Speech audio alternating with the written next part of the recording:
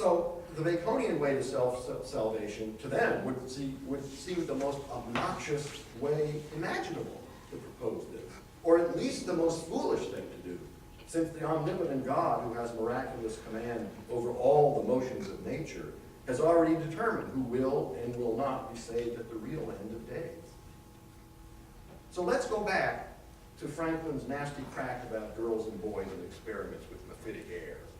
At the very least, Franklin's enemies and folks who think life impossible without God's miraculously revealed will could well think that the notorious free-thinking Franklin could have really been serious,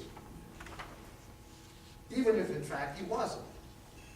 Without the divine law, they would say, every moral slope in the project of science is a slippery one. And on the other side of the issue, those who think we're on our own in this world suspect that the believers will use the slippery slope boogeyman at crucial turns to butt in and retard the humanistic project of modern science.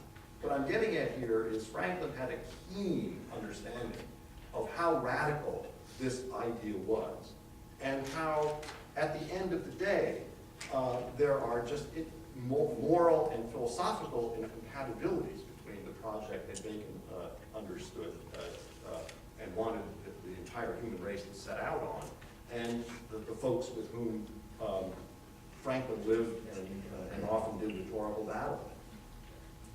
Moreover, here I want to try to speak as I think Franklin would have thought about this two-sided issue. The two sides, while tolerant fellow citizens, inhabit really different mental worlds. Franklin knew his neighbors. He talked to them. He knew educated and uneducated people. He hobnobbed with Priestley and with the greats of European science, and he could handle his own in a bar room and knew how to tell obscene jokes. And so he wasn't the man was not a snob.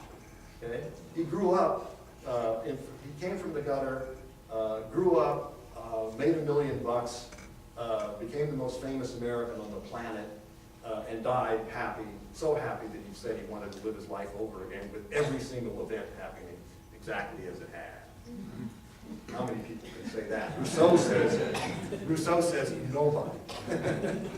At any rate, so he knew people really well, and the humanists. So now I'm sort of speaking for him, but I know his work so well that I think in this case I feel at least reasonably confident I can do this. The humanists, when they talk together in the evening, think the believers are all really nuts at best, or nuts and bullies at worst. The believers, when they talk together in the evening, think the humanists hold them in contempt, while snootily taking the culture to hell in a handbasket. The believers and the humanists can get along. Franklin tried this angle, because both sides believe in the separation of church and state and freedom of religion, albeit for different ends.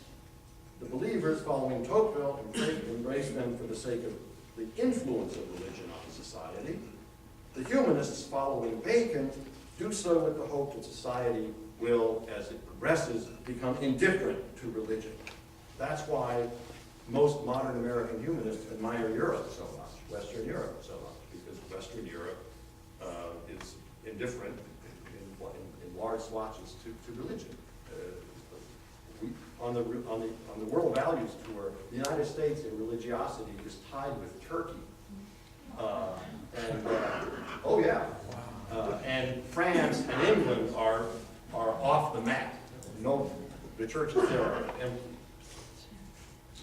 Franklin's heart, now I want to get to the meat of this. Franklin's heart was with the humanists, but his head was much too hard to fall for the humanistic dream of a secular peace on earth and goodwill to men. That's partly why he engaged. He didn't dismiss his political enemies. He tried to maneuver them into particular doctrines that he thought would be the most compatible with democratic polity. So he thought that the actual substance of the theological beliefs was really important, and he tried his best whenever he could to influence them with his rhetoric and his argument.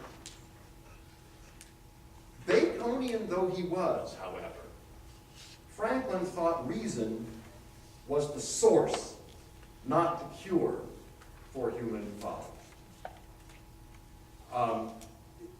He writes piece after piece in which he shows over and over again that what appears to be the most morally repugnant human behavior is always carried out by people who believe conscientiously that they are doing the right thing and have a reason for it.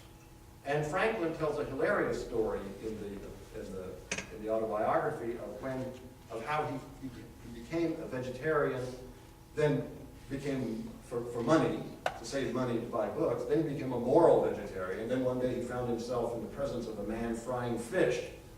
And he was tempted, and he saw the man split the fish open, and what fell out? What falls out of the fish when you cut it open? Other fish. And so he reasoned, if you eat fish, why shouldn't I? And of this, he then concludes, in one of, I think, the most remarkable things ever said by Benjamin Franklin or any other American, he says, so convenient a thing it is to be a reasonable creature, since it enables one to find or make a reason for everything one has a mind to do. So this Franklin made fun of the believers, but he also made fun of the Enlightenment free thinkers. He had, for every barb he threw at one side, he threw another at the secularism. From 1730 to the mid-1740s, Franklin published a series of Ripley's Believe It or Not hoaxes in his paper, the Pennsylvania Gazette, making fun of enthusiastic believers. This stuff is really funny, so bear with me. I hope it's funny. Well, it made me laugh when I first read it. In 1730, he published an absurd account of an absurd trial by weights and then of water of some people in Philadelphia accused of witchcraft, which they had used to make their neighbors' sheep dance and their hogs speak and sing songs. The witches were first weighed against an enormous Bible on the assumption that if they were witches, the Bible would outweigh them. The result? Quote, their lumps of mortality severally were too heavy for Moses and all the prophets and the apostles. The accusers and their accompanying mob then demanded a trial by water. So the accused were bound and tossed into the river so that if they floated, they would be proved to be witches, and if they sank, they would be not witches. Then you'd have to get them out of the water pretty quickly. Poor guys. This time things worked better. The very skinny man floated and the women did too. The reasonable people in the crowd assumed that anyone would float until they swallowed enough water to sink. But the rest of the mob had another objection. The women might have floated because of their shifts and garters that held them up. So Franklin says, it is said they are to be tried again in the next warm weather, naked. You see, what's so perverse and hilarious about this piece is that everything makes a kind of weird sense. You know, these arguments are not stupid.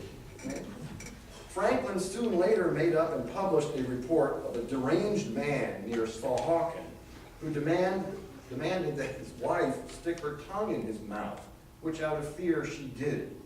The man then bit off a large chunk and taking it between his fingers, threw it into fire with these words, "Let this be for a burnt offering." This bit of grotesquerie was followed up by a mocking story about Benjamin Lay, whom Franklin described as the Pythagorean, cynical Christian philosopher, and who was in fact a serious, if agit-prone, prone Quaker abolitionist, who was protested the drinking of tea by making a public sacrifice of his wife's expensive china. The sacrifice failed, however, because the crowd knocked Lay down and made off with the stuff before he could do much with his hammer. And then there's the most amazing gag of them all. I quote it in its entirety.